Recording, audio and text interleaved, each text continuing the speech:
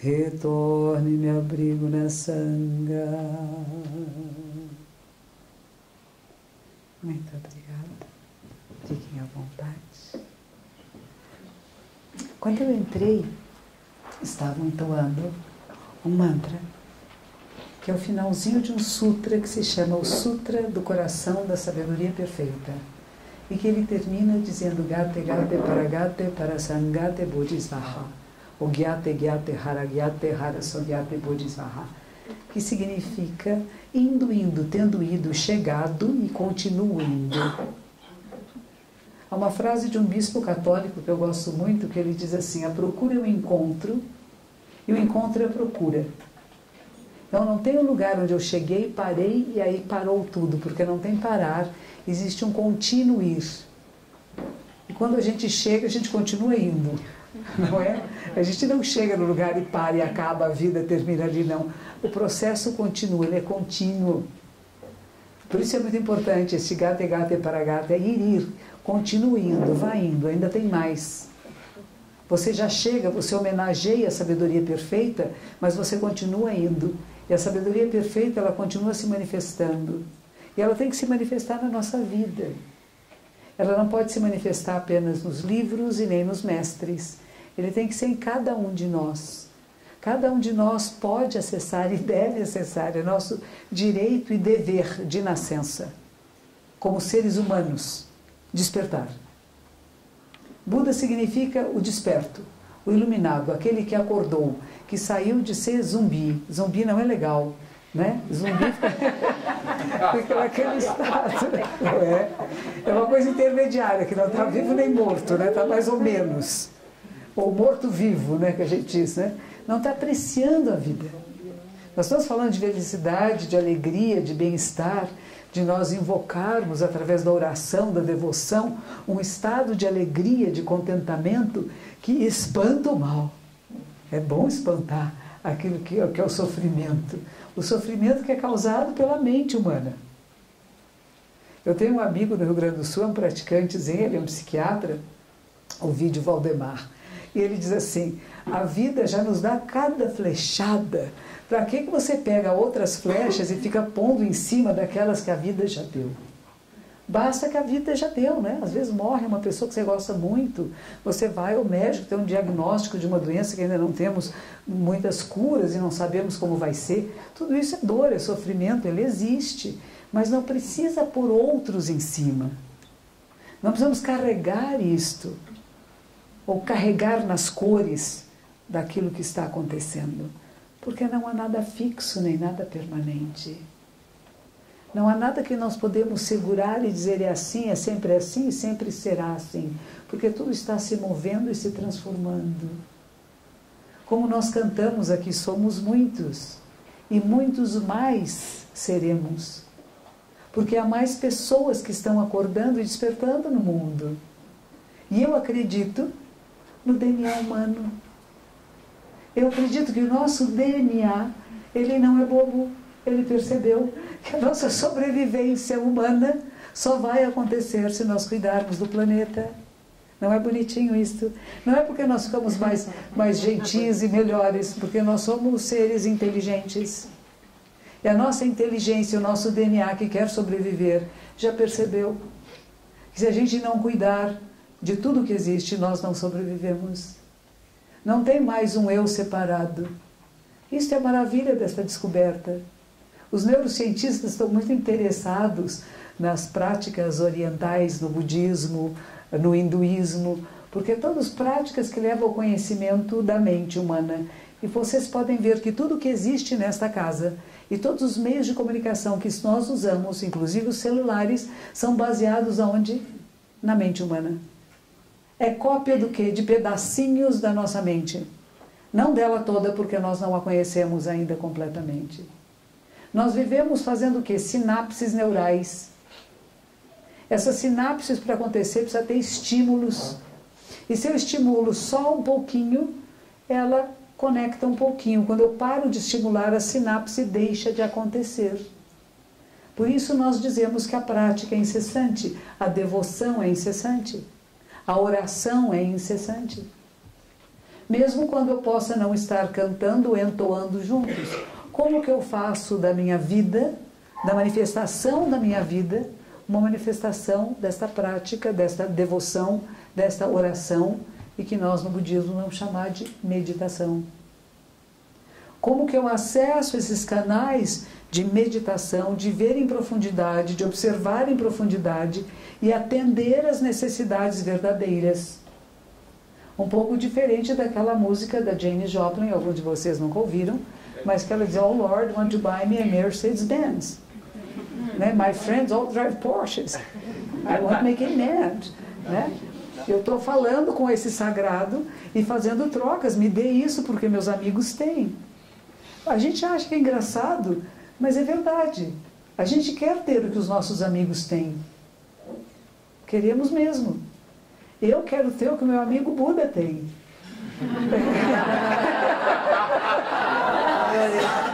A gente escolhe os amigos que a gente quer copiar, né? Esse é um amigo que eu gosto muito dele, eu quero ser muito parecida com ele. Então eu começo copiando ele. Né? E no começo a gente começa imitando, copiando. Eu vou copiar uma palavra, um gesto, uma atitude, eu copio uma canção, eu copio um mantra. Eu copiei, até imitei papai e mamãe quando me ensinaram a falar papá e mamãe. Eu apenas copiava, eu imitava. E eles gostavam. Eles sorriam. Imagine a primeira vez que você falou, mamãe, papai, levou um tapa, um soco, gritaram com você e bateram em você. Você não falaria mais papai e mamãe, não é verdade? Nós recebemos estímulos positivos. Esses estímulos positivos fizeram com que a gente até aprendesse a falar. Nos ensinaram a pensar. Porque a formulação de frases começa a trabalhar com a maneira de pensar a realidade. A maneira que nossos pais, e vamos falar deles os mais próximos, ou quem nos criaram, não precisa ser pais biológicos, mas as pessoas com quem na nossa infância tivemos muita intimidade, nos ensinaram a pensar esta realidade, a ver esta realidade sob o ângulo que eles viam. A gente cresceu um pouco, foi para a escola. A gente começou a encontrar coleguinhas cujas famílias viam um pouco diferente da nossa família. Lembra aquele dia que você chegou em casa e a mamãe disse, eu não te ensinei isto. Onde você aprendeu isto? Não foi na nossa família, não foi na nossa casa. Porque nós começamos a aprender, captar coisas que não eram só do núcleo familiar. Nós aprendemos a ler. Nós começamos a ler livros. Eu lembro que com 9 anos eu descobri que a leitura era uma coisa fascinante. E meu pai gostava, tinha várias coleções de livros, e ele dizia assim, aqueles você não pode ler. Ai, que delícia! Foram os primeiros. Os proibidos, os mais deliciosos, né? Não pode ler. Mas sabe o que era que eu não podia ler? Era essa de Queiroz. Porque tinha livros, né? Tinha o Crime do Padre Amaro. Ai, que delícia! Mas o primeiro livro que eu li chamava-se O Mandarim, do Essa de Queiroz. E por que o mandarim? Porque ele era mais fininho. Nem por outra razão, porque era fininho. E contava essa história extraordinária, alguns de vocês podem ter lido, de um personagem que era um funcionário público em Portugal. E o meu livro ainda tinha pesagás, era um livro muito antigo.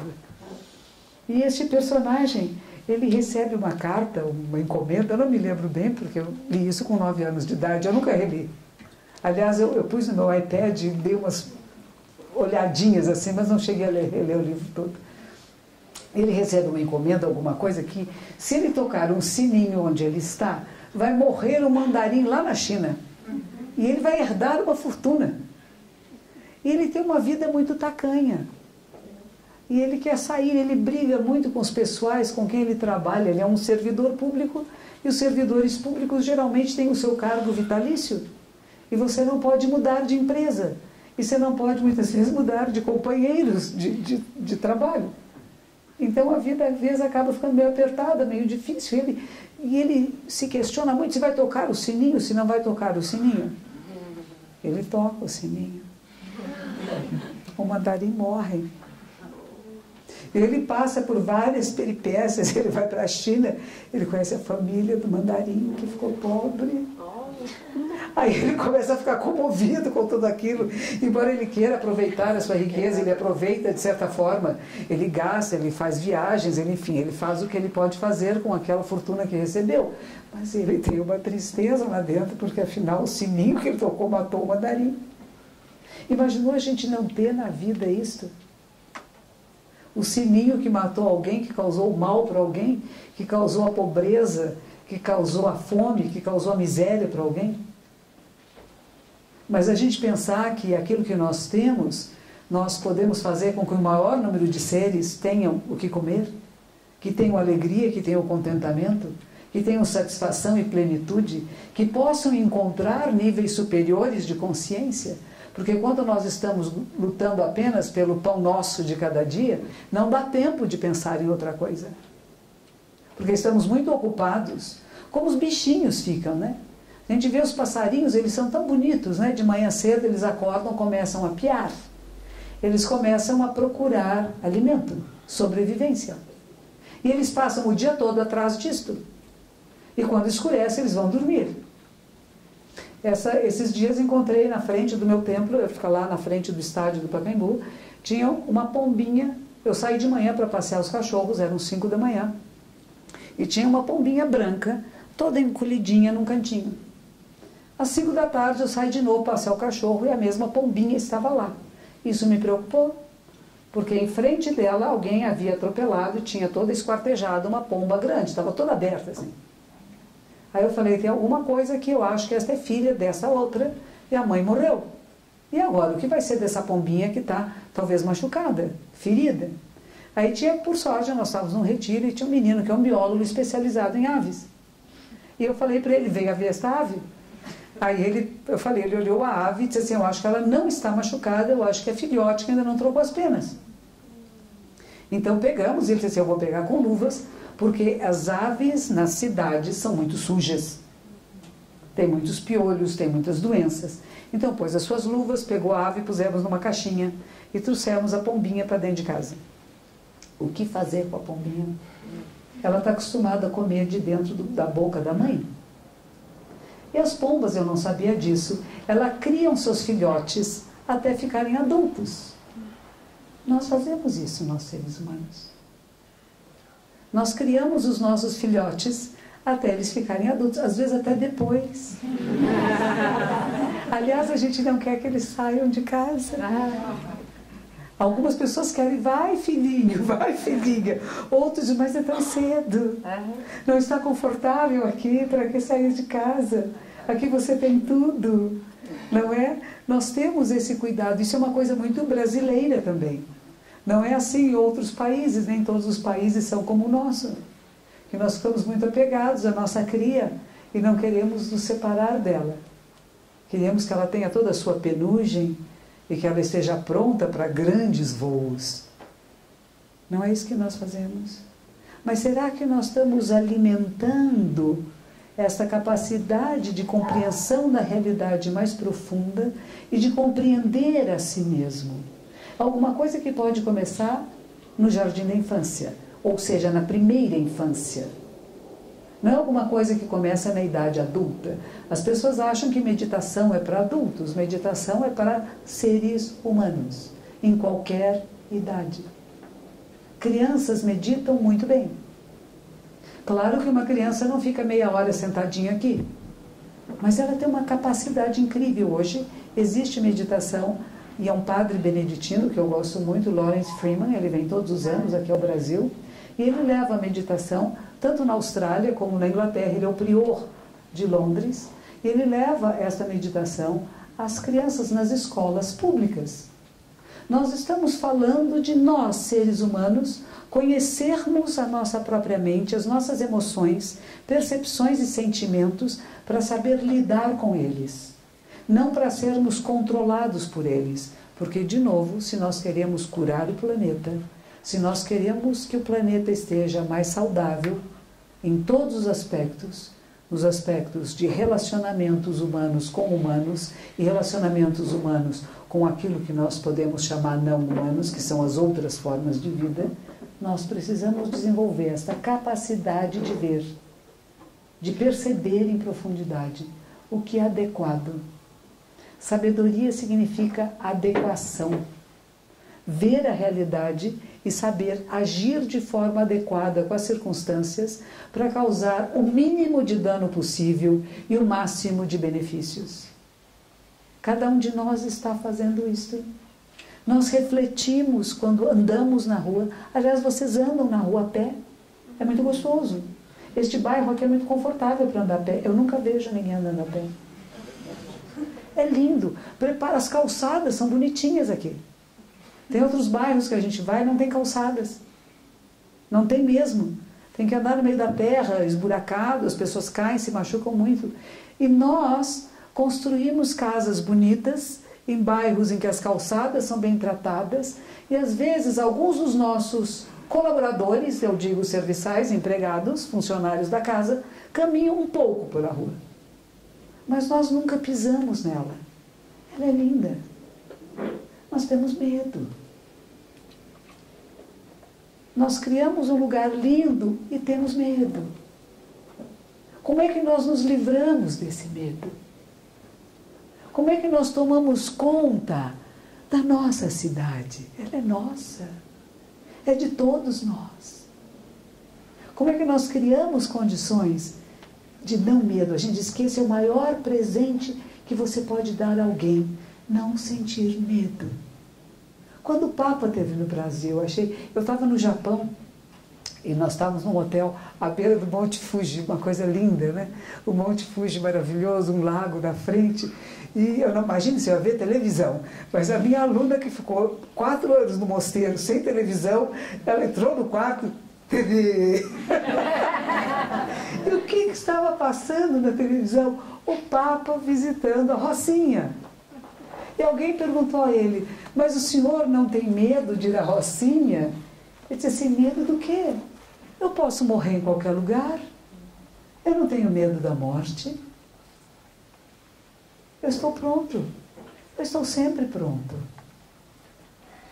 Será que nós estamos? Se nós falamos de vida, nós temos que falar de morte. Porque uma não existe sem a outra. Nós só estamos aqui porque muitas pessoas morreram, senão não tinha lugar para nós. E foi importante que eles morressem, sabe?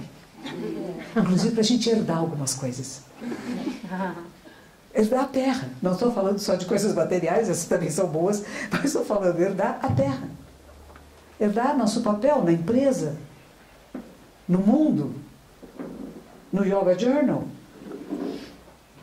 Nós precisamos dessa renovação, essa transformação incessante para o bebezinho lindo dela nascer. Está lá, gostosinho.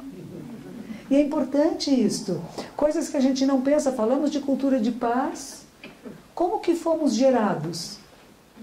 Durante o nosso processo de gestação, cada um de nós, fomos amados, desejados, queridos? Nossos pais e nossas mães entoaram hinos? Fizeram orações e devoções verdadeiras? Não brigaram? Não se odiaram, não falavam palavras grosseiras? Eles realmente estavam contentes com a vinda deste bebezinho? E depois que eu nasci? Com quem me deixaram? Eles cuidaram de mim, me embalaram, me amamentaram? Como que eu fui cuidada? Porque tudo isso faz ser quem eu sou agora. Este amor ou não que eu recebi, este cuidado ou não que eu recebi. Quem eram as pessoas que foram pagas para cuidar de mim? Elas eram bem capacitadas? Eu pago elas melhores do que eu pagaria um professor universitário? Eu acho que professores universitários precisam ganhar mais. Mas aí meus bebês já estão em idade de discernimento. Quando eles não tinham idade de discernimento, com quem eu os deixei? Que valores foram transmitidos? Que ternura ou não ternura receberam? Que revolta também pode ter crescido em relação aos pais? Porque pegamos o olhar de quem nos cuidava. É interessante isto. Tudo isso faz parte da criação de um ser humano que se transforma em um átomo de paz. Recebeu ternura, recebeu carinho, foi ouvido, foi reconhecido como um ser humano, não como uma criança sai da sala, mas criança fica na sala. Margaret Thatcher uma vez comentou sobre isso. Ela disse assim, meu pai, desde criança de 3 anos, eu assistia às conversas políticas dele. Ele não achava que a conversa política não era para crianças. Se algum político acha que as crianças têm que sair da sala, é melhor ele desistir da política. Porque as conversas têm que ser transparentes. E é isso que faz um ser humano. Não tem nada escondido. Pode ouvir minhas conversas, minhas tramóias, elas são públicas. Porque se existe alguma coisa que a criança não pode ouvir, nós não devíamos fazer. Então, se não fizeram isso conosco, cabe a nós fazermos isso agora. Se estamos falando de cura da terra, nós estamos falando de como nós vamos nos transformar e nos tornarmos esse átomo de ternura, de paz, de modificação, de transformação. Eu tenho que olhar em profundidade. Meus avós tinham escravos. Meu avô, quando nasceu, tinha um menino escravo para brincar com ele. Eram 17 irmãos. Cada menininho que nascia ganhava um escravinho, que é seu companheirinho dele, que ia cuidar dele. Mas quando teve a abolição da escravatura, a fazenda do meu bisavô, tetravô, não bem sempre mais, os meninos todos ficaram, os escravos, um foi embora. Do primo dele foram todos embora. E eles trabalharam contra a escravatura. Então, sabe o que eu faço hoje? Eu faço parte do grupo que fala, vamos apreciar a negritude. Que bonito que há negros no Brasil. A maior parte da nossa população é de negros ou negros descendentes. A maior parte da nossa população. A mãe África, que nos traz conhecimento e que trouxe o leite, do qual os meus ancestrais beberam para sobreviver. Como que eu posso discriminar e desrespeitar? Como que eu posso achar que eles são seres inferiores e que merecem papéis inferiores na sociedade? Cultura de paz significa inclusão. Inclusão de todos os seres. De compreender culturas diferentes. Nós compreendemos aqui a cultura da Índia. A Índia é um país pobre. É um país em ascensão, mas há muita miséria. Eu fui visitar a Índia uma vez, com um grupo de yoga. Eu me separei do grupo de yoga para ir conhecer Bodh Gaya, que é o lugar onde Shakyamuni Buda teve sua experiência iluminada. Desci em Varanasi, já foi uma aflição descer daquele trem. Primeiro me puseram num trem. E o guia que não estava, não tinha guia, era eu mesma e o trem. E o trem parava no meio da estrada. Vocês que já foram aí sabem disso, né? De repente o trem para. E cada vez que o trem parava, eu levantava muito aflita, pegava minhas malas, era trem de dormir, né? Você dormia. Eu tirava as malas debaixo da cama e ia para a porta. Não tinha, a porta não abria, porque estava no meio da estrada, na escuridão. Isso eu fiz várias vezes durante a noite. E cada vez, às vezes que o trem parava numa estação, as pessoas dos outros vagões, que eram os vagões das pessoas mais pobres, que não estavam no vagão, que tinha leito, etc., eles desciam desesperados para pegar água nas suas garrafinhas, aquela água que nos disseram, não beba de jeito nenhum, nem escove os dentes com ela. Índia é um país pobre, riquíssimo em espiritualidade, mas um país muito pobre. Eu vi muita miséria. Eu vi pessoas em volta de Bodh Gaya, onde Buda teve a sua experiência iluminada. Tinham pessoas pedindo esmolas nas suas tigelinhas de metal, com as mãos embrulhadas, as pontas dos dedos, consumidas por hanseníase. A hanseníase no Brasil está quase que praticamente extinta, mas ainda existe lá. Crianças completamente deformadas, sem rosto, sem olhos. Então é um país onde há muita pobreza. O que nós fazemos pela Índia? Nós podemos pegar as coisas maravilhosas que tem lá, os seus cantos, a sua devoção. Mas quando nós visitamos a Índia, o que nós fazemos pelo povo indiano? Isso me impressionou muito. Todas as noites, depois das nossas passeios pela cidade, nós nos reunimos para meditação. E as pessoas tinham muitos comentários de como eu estou vendo a Índia. Eu falava, mas como a Índia está nos vendo? Como que a Índia nos vê, a nós, visitantes? E teve uma coisa interessante, quando estava em Varanasi, era o dia de Shiva. E tem lá o grande templo dourado de Shiva. Aí nós tínhamos um guia, éramos 5 ou 6 pessoas. E o guia disse, não, você não pode entrar nesta rua. Tinha um policial, não é? E que revistava as pessoas e via se tinha metal, todos com metralhadoras, armas nas mãos. E ele dizia, não, ali não pode entrar, ali é só para indianos. Aí eu vi um casal loirinho saindo, eu falei, se o casal loirinho saiu, eu entro. Aí eu entrei, mas o resto do grupo não quis me acompanhar, porque eles estavam respeitando o guia, que está certo, respeitar o guia é bom. Eu não respeitei o guia, eu entrei. Aí quando estava na porta do templo, tinha uma policial. E eu falei para ela, eu quero entrar. Ela disse, não pode. Eu falei, pode. Ela disse, não pode. Eu falei, pode. Aí eu falei para ela, eu sou uma monja. Ela disse assim, já sei, você é sadhu. Aí eu gostei, eu sou sadhu. Você sabia que eu sou sadhu? Eu sou sadhu. Aí ela disse, então pode entrar, mas não pode levar só a bolsinha. Eu tinha uma bolsinha e tinha me dito, não perca seu passaporte, é sua passagem, porque na Índia, se você perder, você está perdida. Para você recuperar, conseguir outro, vai ser horrível. E eu lá com a minha bolsinha, o que eu faço? Aí tinha um comerciante que vende aquelas ofertas que a gente faz, pipoca, coco, é interessante, açúcar, são as ofertas que fazem para as deidades, né? Então, eu olhei para aquele comerciante e falei, bom, é aqui que eu vou deixar minha bolsinha mesmo. Falei, posso deixar? Disse, pode. Olhei para o policial e disse, você está de olho, né? Porque eu vou deixar minha bolsinha aqui. E eu entrei. O chão coberto daquela água com leite, né? A coisa tão linda. E as pessoas todas se abaixam até o chão, molha a mãozinha no chão, põe na cabeça, Namah Shivaya, Namah Shivaya, Namah Shivaya. Que coisa forte, devocional, tão bonita.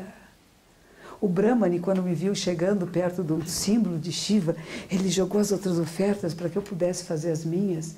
Depois me levaram até uma outra sala onde tinha um outro Brahmani sentado.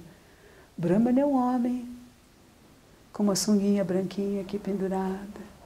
Aí ele olha para mim e ele diz assim, o que você trouxe? Você vai fazer uma oferta de dinheiro? Eu não podia, meu dinheiro ficou lá fora.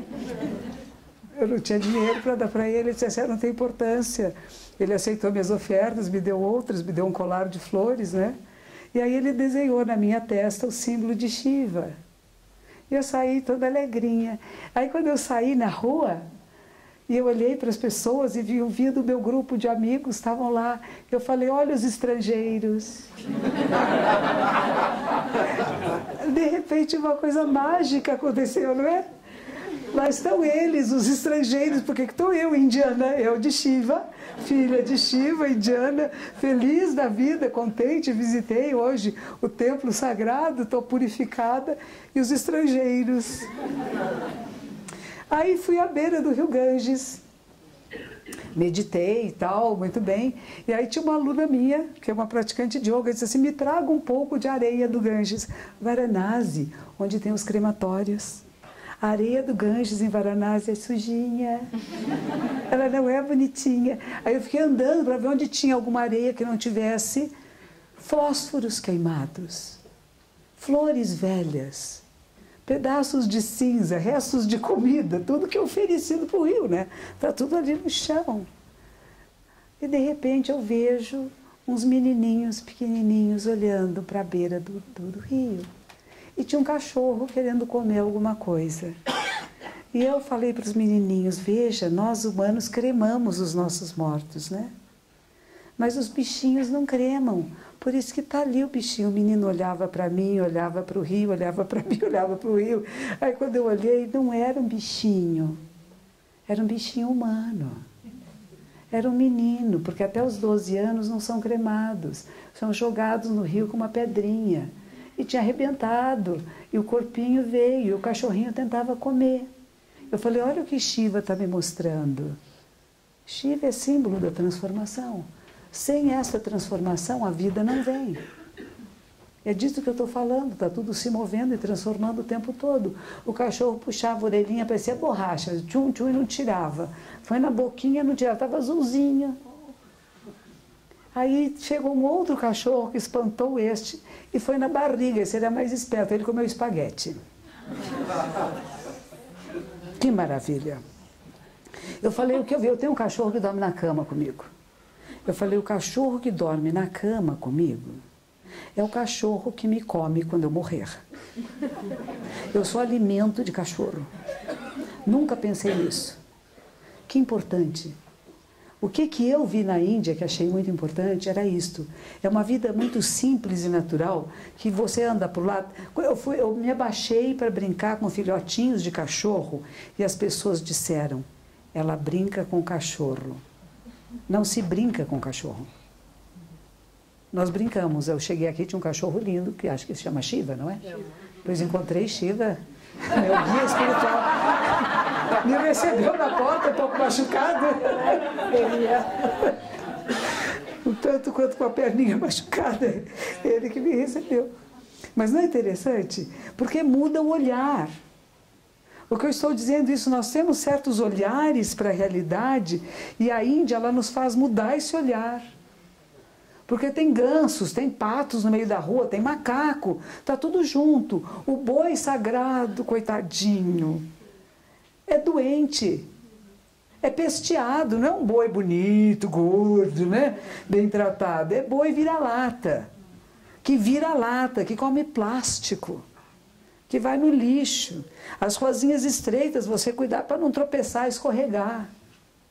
É fascinante ver isso, essa dualidade que está lá, mas quando o seu pensamento e a sua mente rompe essa dualidade, o que eu apreendo disto? Por que nós temos tantos líderes espirituais que vão na Índia aprender e vêm para o Ocidente nos ensinar a olhar? Nos ensinar a ver de novo a realidade sobre um outro ângulo, e um ângulo de que nós somos corresponsáveis pela vida da Terra e que nós podemos mudar. Não é que eu só mudo a cidade de São Paulo, eu mudo a Índia. No dia que eu estava lá também estava indo um congresso de Mahatma Gandhi, e os posters que tinham pela cidade era dizendo: temos que empoderar as pessoas. Porque se eu acredito de uma certa forma muito pequena na lei do karma e das castas, eu nasci numa determinada casta, eu tenho que só esperar morrer, porque é só na próxima vida que alguma coisa melhor pode acontecer. E o que o Gandhi dizia, não, gente, nesta vida você tem direitos. Você tem direito à saúde pública de qualidade. Você tem direito à educação, e eu falo de educação que é muito mais do que ler e escrever. Nós falamos de educação ambiental, de ter respeito à vida. Sai Baba estava aparecendo na televisão naquela época em que eu fui, fazendo uma campanha pelas águas, porque as águas da Índia estavam poluídas. E poluídas por quê? Porque as pessoas defecavam na mesma água do mesmo rio de onde pegavam para fazer seus alimentos e estavam ficando doentes. Então eu acredito que nós desenvolvemos a nossa capacidade de ver com mais profundidade a realidade que nos cerca e poder fazer com que o maior número de pessoas perceba que somos a vida da Terra. Que cada gota d'água é muito importante. Que o nosso rio Tietê é lindo, o Pinheiros é maravilhoso, e que eu amo esses rios, e por amá-los, eu quero que as pessoas os respeitem, porque cada vez que eu falo mal do meu rio, eu faço com que ele fique mais feio. Lembram daquele japonês que fez um trabalho sobre as moléculas de água? Não é isso? Masaru Enomoto, né? Que coisa bonita!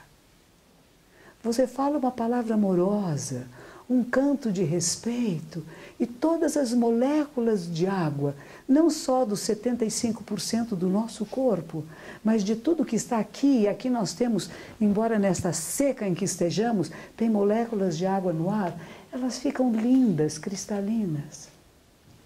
Cada vez que você tem um pensamento prejudicial, que você tem raiva, que você pensa em vingança, que você tem medo, que você tem ansiedade mórbida, você está criando as moléculas de água que são tão feinhas como das águas mais poluídas. Nós criamos isso. A nossa mente cria a realidade. E nós podemos mudar essa realidade através de mudança da nossa maneira de pensar e de ver e atuar na realidade. Isto é transformação. E é transformação de cada um de nós. Me pediram nesse domingo para ir lá onde Prembaba também esteve. Eu não me encontrei com ele porque eu abri o evento e ele fechou. Né? Eu fui bem cedinho, às 3 da tarde, estava quente, quente. Mas é tão interessante da gente pensar nisto. Não vamos, a culpa não é do governo, não é só da administração pública, claro, eles estão administrando para nós, né? A gente pediu, vai lá, cuida para mim, que eu não tenho tempo de olhar tudo isto. Mas o que eu faço? Eu pego o lixo da rua que alguém jogou, eu acho que alguém vai fazer. Outro dia choveu muito, a minha rua é uma ladeirinha assim. E aí das árvores caíram muitas folhas e o bueiro estava cheio de folhas. Quando eu vi isso, eu fui lá e limpei. Eu não esperei que alguém viesse, mas eu limpei e me fez tão bem. Sobre os banhos, não é? Agora eu falo para a gente tomar banho bem rápido. Eu tenho tomado banho bem rápido. Aí um dia vieram me entrevistar e disseram assim para mim: ah, monja, não precisa, porque a dificuldade da água não é do banho de cada um de nós, é menos de 1% essa história. O que gasta muita água é a indústria e a agricultura. E as obras, as construções, né, para fazer cimento, é tudo com água, né? A água jorra das obras da nossa cidade que não para de crescer, né? Mas o seu banho não é importante. Ah, mas eu me sinto tão bem achando que eu estou fazendo aquela partezinha, né? Abre o chuveiro, molha o corpo, fecha, passa sabão, joga e não passar sabão demais, porque senão leva muito tempo para tirar o sabão, né? Então passa pouco, tem os sabões líquidos agora, né? Que não mexe com bichinhos. A gente pensar nessas coisas. Se nós queremos uma cultura de paz e queremos espiritualidade, nós temos que cuidar disso. Eu não vou falar para vocês das minhas ondas mentais e de como nós podemos fazer grandes ondas mentais. Isso nós fazemos. Mas e no dia a dia? Como é que eu coloco as minhas ondas mentais em bem em prol da humanidade? Hoje, antes de vir aqui, eu fiz um pouco de treinamento funcional. E o moço que me faz treinamento funcional, ele me trouxe umas cordinhas. Ele disse assim, essas cordinhas, sabe quando elas surgiram? Na Guerra do Golfo. Os soldados que não tinham com quem lutar naquela época, então eles ficavam lá muito tempo sem fazer nada. Então eles descobriram um tipo de cordinhas para amarrar nos tanques e para fazer exercícios, né? Para não perder a força, porque já que não está lutando, tem que fazer exercício, né? Eu comecei a evitar a tal cordinha. Eu sempre esqueci e pulava a cordinha. Porque eu ficava pensando nos tanques, ficava pensando nos soldados, eu ficava pensando nas mortes na guerra, que é tudo que eu tenho vivido para que não aconteça. Né? A gente vive para dizer, não quero que isso aconteça. Quando caíram as torres gêmeas de Nova York, nossa, como eu fiquei doente. Porque eu falei, tudo que eu tenho vivido, pregado e feito, parece que não está servindo para nada. Vocês já tiveram algum tipo de depressão assim? Eu faço, eu quero construir, mas não vai para frente, não adianta, de repente vem um golpe assim que você fala, nossa, o que foi isso? Como pode isso acontecer? Mas como que nós podemos reconstruir? Como que nós vamos reconstruir? E como é que nós vamos perceber que temos que incluir a todos no nosso coração, na nossa mente, para que não haja mais violências, que diminua a violência no mundo. Independente de grupo religioso, de grupo político, de grupo étnico, nós estamos vivendo aqui em um planeta que é uma casa só, que é um corpo só. Imagine se a minha mão direita começa a brigar com a esquerda. E às vezes é isso que nós fazemos. Quando a gente fala de compaixão, e o budismo se baseia em sabedoria e compaixão, compaixão é isto. Tem um monge maravilhoso que mora hoje nos arredores de Paris, em Bordeaux. Ele não bebe nem uma gota de vinho, que pena, né? Mas ele mora lá no meio dos vinhedos maravilhosos. E outro dia ele estava dando uma explicação muito interessante. Ele disse assim, eu fui pregar um prego e de repente o martelo bateu no meu dedo da mão esquerda. E imediatamente eu larguei o martelo e segurei o meu dedo. Isso é compaixão. Pensando que esse corpo vivo do planeta é o meu corpo. E na hora que eu vejo um pedaço dele que está ferido, eu vou lá e cuido. Não porque eu sou boazinha, não porque eu sou politicamente correta, mas porque vem de mim, de dentro, porque sou eu. Não é o outro, não é externo a mim, sou eu. Ele diz assim, minha mão esquerda não pegou o martelo e foi bater na direita. Ó, sua mão direita, você bateu em mim, agora eu vou bater em você. Isso é guerra. Você matou meu menino, eu vou matar 10 dos seus meninos agora. Percebe? Esse tipo de formação mental é um tipo muito antigo. Funcionou lá atrás, mas agora já não está mais dando, né? Nós já não concordamos. O número de pessoas que não concordam mais com isso está aumentando. E na medida que esse número aumenta, nós temos que encontrar maneiras de dialogar, de fazer acordos políticos. Política é uma maravilha. Política é acordos. Nós temos acordos em casa com pai, com mãe, com filho, com irmão, com namorada. E nós dizemos que é feio, não é feio. Eu gosto, tem um amigo que chama Mário Sérgio Cortella. Não é? Ele escreveu um livro, Política para não ser idiota. Idiota é aquele que diz, não tenho nada a ver com isto. Como não tem nada a ver com isto? É a vida da Terra. Queremos a cura da Terra, nós temos que estar envolvido em tudo. Em tudo.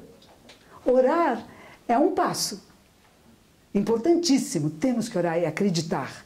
Mas temos que ter ações. Ações individuais e ações de política pública que sejam transformadoras da maneira da população olhar para a água, para o lixo, para a terra, para a violência.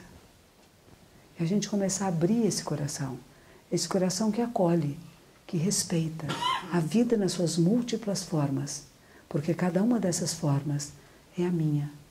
Eu não sou parte do todo, eu sou o todo manifesto. Cada um de nós é o todo manifesto, não é pedaço de coisa alguma. E quando nós descobrimos isso, percebemos isso, a nossa mudança de olhar acontece. Eu estive num retiro agora de 7 dias e 7 noites, em que meditamos durante todo esse tempo. Eu lia textos medievais do século XIII, que eu aprecio muito do fundador da minha ordem. E ele fala muito de uma coisa que chama em japonês Busho, que quer dizer natureza Buda. Que tudo que existe é a natureza Buda. E a natureza Buda é a parede. E é os tijolos e as pedras que fazem a parede. Ela não é uma coisa mágica, etérea, que está voando aqui no ar. Ela está em toda parte, em cada molécula, em cada átomo. Todos manifestam essa natureza iluminada. Quando eu percebo isto, a minha mente se torna a mente Buda, a mente iluminada, a mente desperta. E esta mente desperta que pede, vamos orar, vamos ter devoção, ter fé e acreditar que é possível, porque nós somos essa transformação. E não é que estou pronta, estou sempre fazendo tudo certo e correto. Eu observo os meus erros e corrijo. Eu não repito o erro, eu procuro não repetir. Eu observo, mas isso eu tenho que me observar em profundidade, porque eu fui criada, educada numa sociedade de violência. Eu fui treinada a responder violência com violência, agressão com agressão. E eu tenho que trabalhar muito em mim para não responder violência com violência, agressão com agressão. Isso é um trabalho contínuo. Sua Santidade o Dalai Lama, quando esteve aqui no Brasil, ele falou sobre isso. A compaixão, ela não é visceral. Se você vê alguém estuprando uma menina, fazendo mal para um menino, você não vai dizer, ah, que bonito, faz parte da natureza, isso é a vida. Você interfere. Ou você chama alguém, de preferência. E para isso nós temos polícia no mundo. Eu tenho grande respeito aos nossos policiais, porque eles fazem aquilo que eu não quero fazer, que eu não sou treinada a fazer. E que eu não quero que a população do meu país esteja armada e dizendo que eu tenho que me defender. Eu quero confiar que há pessoas que são bem treinadas para isto. Há poucos dias atrás nos chamaram, que entraram 1.500 homens e mulheres na Polícia Militar de São Paulo e nos chamaram para fazer uma palestra e uma meditação com eles. Eu falei, que maravilha. Uma vez me pediram para fazer uma caminhada meditativa no Parque da Luz, com um grupo de policiais. Era muito engraçado, porque eles eram homens muito grandes, e eles iam todos de shortinho. Eles acharam que meditar era uma atividade física. Estavam todos de tênis e shortinho. E de repente eu fiquei pequenininha, porque eram aquelas pessoas grandes, né? E eles obedecem, né? E o comandante deles mandou que eles me seguissem. Então eu andava pelo jardim da Estácio da Luz com aquele bando de policiais de shortinho atrás de mim, dizendo a eles, respiração consciente, sinta seu pé no chão, calcanhar, meio do pé e ponta. Porque o que eu acho, o policial, se ele estiver presente, consciente, ele vai ser menos violento. Ele tem que ter treinamento, porque está lidando com a fúria do mundo, com as nossas raivas. Nós conhecemos a raiva, a violência em nós, né? Ou se conhecemos. Essa fera que a gente está o tempo todo amansando, né? Fica boazinha, bonitinha, eu dou colinho, bem raivinha, né? Porque se você provocar, ela sai, né? Imagine você, uma pessoa raivosa, chegar para você e te insultar, cuspir em você, e você não querer cuspir nem matar a pessoa. É difícil. Está lidando com pessoas que vêm com muita violência, porque foram criados, são filhos da violência. Filhos e filhas da violência. Eles não são os monstros. Os monstros somos todos nós que construímos um mundo violento, uma cultura de violência. E o que a gente se propõe agora? Transformar isso, da cultura de violência na cultura de paz. Mas nós ainda temos uma maneira de pensar e de ser no mundo que ainda é violenta. O nosso pensamento ainda é exclusivo, violento, agressivo, medroso. Aí, para mudar isso, gente, é trabalhoso. Quando eu comecei a ter práticas meditativas, eu morava na Califórnia, em Los Angeles. E minha mãe, muito católica aqui no Brasil, diz, minha filha, que horror! Por que você quer ser monja budista? Uma religião do outro lado do mundo. Por que você não vai ser católica? Não é? Não conhecemos essa linguagem, né? Filhinha, por que você não vem ser na nossa tradição? Eu tinha que convencer minha mãe, era difícil. Agora, Buda dizia que você só pode ter voto religioso se seu pai e mãe concordarem, vivos ou mortos. Porque pai e mãe está aqui dentro, mais íntimo do íntimo seu. Se você não convencer o seu íntimo, o que você vai fazer não vai dar certo. Porque vai ter uma força contrária interna muito grande. E eu tinha que convencer minha mãe. Por sorte, ela gostava muito de psicanálise. Então ela leu Erich Fromm e a psicanálise, que falava do budismo, né? O Erich Fromm, budismo e psicanálise. E aí ela se convenceu que não era tão grande a lavagem cerebral. Ela um dia disse para mim, minha filha, isso é lavagem cerebral. Eu falei, ai mamãe, tem mais sabão? Porque às vezes a gente precisa realmente tirar a maneira de ver o mundo que nós aprendemos com os nossos avós, que eles passaram para os nossos pais e que a gente acha que é correta e pode não ser. Por que a gente vai encontrar afinidade com uma linguagem num país tão distante quanto da Índia? Porque a nossa linguagem aqui está desgastada. Ela não faz mais sentido. Quando eu tinha 13 anos, eu falei, eu não vou mais à igreja. Não vou. E a minha mãe disse assim, mas por que, minha filha? Eu falei, porque não está dando certo. Vocês falam uma coisa e fazem outra. A carne que era servida na mesa não era a mesma que as pessoas comiam na cozinha. Eram de qualidade diferente. Às vezes a sobremesa não chegava na cozinha. Por isso que diziam, né, você coma a sobremesa, filhinha, para não ficar com boca de lacaio. Ouviram essa expressão? Isso era minha família, me educou assim, não fique com boca de lacaio. Lacaio não tem direito à sobremesa. Mas os lacaios eram quem cuidavam de mim. Eu gostava muito deles. E aquilo então não fazia sentido, porque Jesus não dizia isto. Ele dizia que somos todos irmãos, filhos do mesmo pai, não é verdade? E por que isso? Eu falei, olha gente, vocês falam, mas não fazem. E a gente com 13 anos é assim, a gente quer coerência.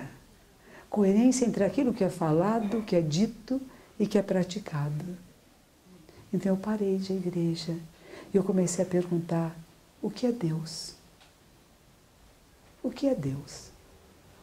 O que essas pessoas, algumas até inteligentes, que eu conheço, falam tanto de Deus e têm fé, mas o que é isso? Será que é aquele desenho que a gente vê na Capela Sistina, né? Deus, assim, aquele barbadão, né? Um senhorzinho lá dando dedinho assim pro Adão. Um ET. Fez a conexão. Né? E não ia na minha cabeça, né, essa história de Deus. O Deus que me deram no meu berço, eu estava maior, eu não cabia mais no berço. É aquela ideia de Deus que me passaram na infância, no catecismo, não cabia em mim, né? Então eu não acredito em Deus, eu sou ateia. Aí, aliás, eu gostei muito quando a Santidade do Dalai Lama veio e disse isto. Nós temos que educar para uma ética, para o novo milênio, para uma cultura de paz, todas as pessoas, as que creem e as que não creem. Porque não se torna má uma pessoa que é ateia.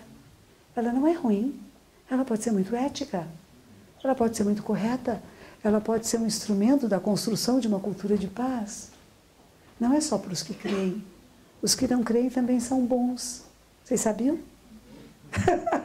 Não, porque a gente acha que não, é legal isso. Eu pego um táxi e ele diz assim para mim, a senhora é de outra religião, mas Deus é um só. Como se isso resolvesse tudo. Deus não é um só, não. Né? Cada pessoa tem uma relação individual, pessoal, única.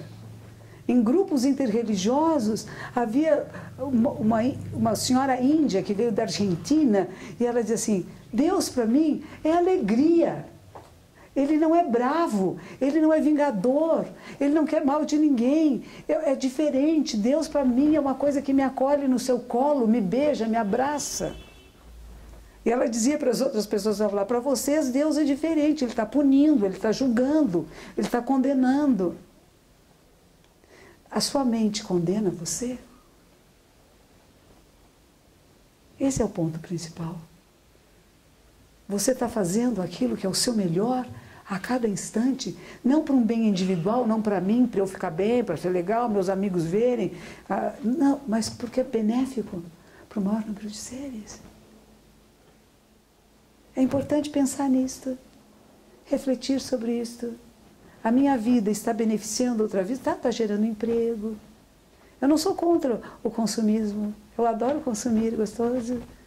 É gostoso ter coisas gostosas, né? Uma comidinha gostosa, uma roupinha de um tecido que seja macio. É bom, né? A gente gosta de algodão, coisas naturais. Elas são caras. Não há nada errado com isto. Está beneficiando. Tem inúmeras pessoas que estão trabalhando para isto. Outro dia fui num shopping center com a minha filha, e a minha filha olhou para uma loja e disse assim, mãe, nessa loja a gente não deve entrar nunca. Eu falei, por quê? Porque eles exploram bolivianos, que estão semi-escravizados, então a gente não deve comprar nessa loja. Eu falei, será que a gente deve passar na frente com uma bandeirinha? Aqui escravizam bolivianos, não comprem aqui. É um protesto que se pode fazer. Não queremos nenhum ser humano sendo explorado. O Dalai Lama diz assim, não comprem produtos chineses. É possível?